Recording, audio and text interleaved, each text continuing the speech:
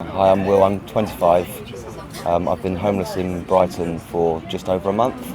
I've been sleeping rough in bushes and doorways. It's been quite hard.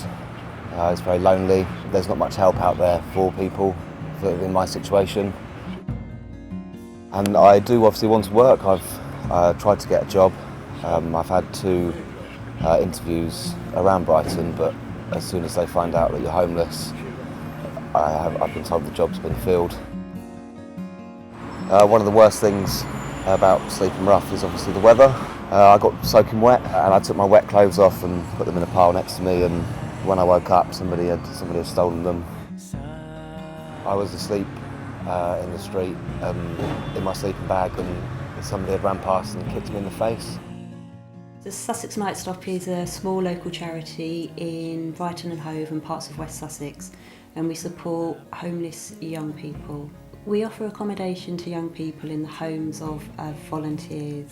We were really fortunate to receive £5,000 funding from the Police and Crime Commissioner's Safer in Sussex Fund. The money has been fantastic for us. What it's allowed us to do is develop our host numbers, so recruiting and training more host families.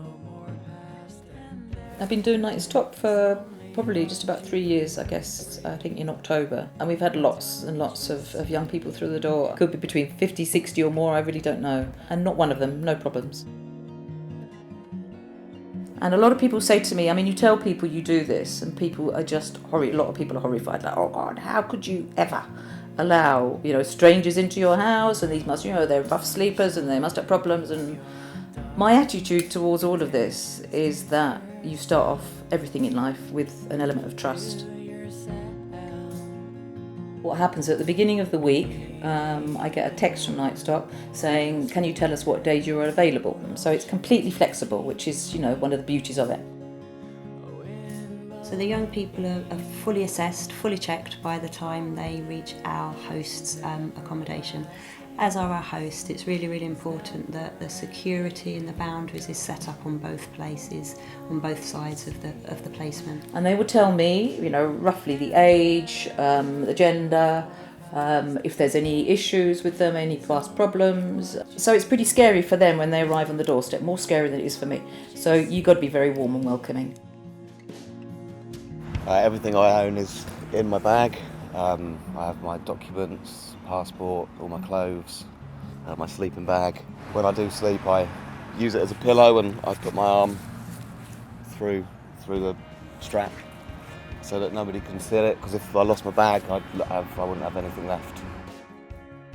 The people that do actually bring bags with clothes in often want their clothes to be washed, so I'd put a wash on. And the other thing that a lot of them are pretty dirty because they're no fault of theirs, it's just they haven't had access to showers and whatever, and they want a shower, they want a nice hot shower, and that's something I can provide as well. I mean, that's really basic provision.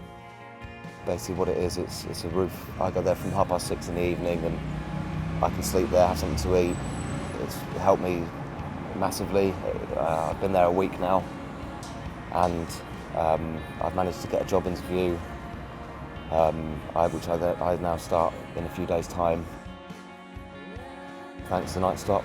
Without it, I'd obviously still be sleeping rough, but now hopefully with this job, my situation will improve.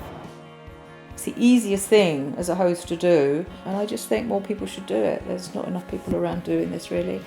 I mean, the only time, that kids are not actually sleeping rough because they can't find hosts. It's a no-brainer, really.